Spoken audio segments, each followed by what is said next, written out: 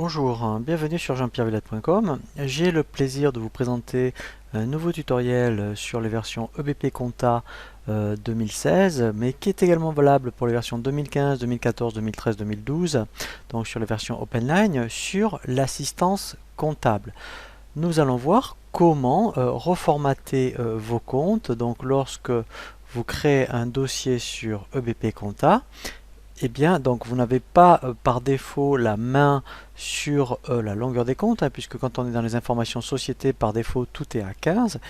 Dès que vous avez créé votre dossier, que vous avez paramétré les informations dans informations société, donc là je vous invite à consulter le tutoriel sur les informations société, eh bien il faut absolument aller dans cet assistant, surtout si en plus vous avez la paye et la gestion commerciale. Pourquoi?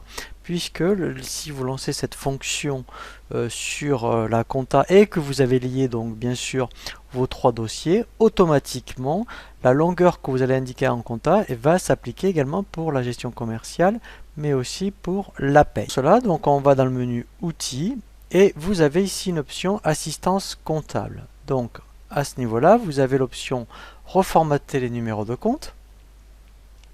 Voilà, donc là on va se laisser guider par un assistant.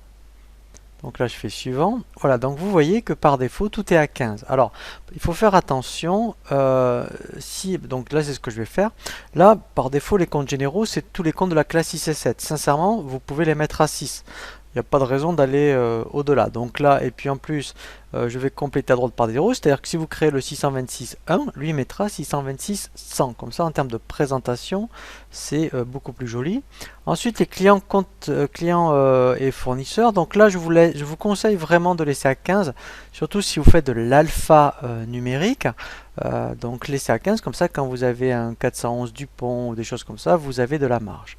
Et après les autres tiers, donc c'est tous les comptes de la classe 4. Et bien là, sincèrement, vous n'avez aucune raison d'aller au-delà de 6, c'est les comptes de TVA, les comptes sociaux, ce genre de choses, et de faire donc compléter à droite par des zéros.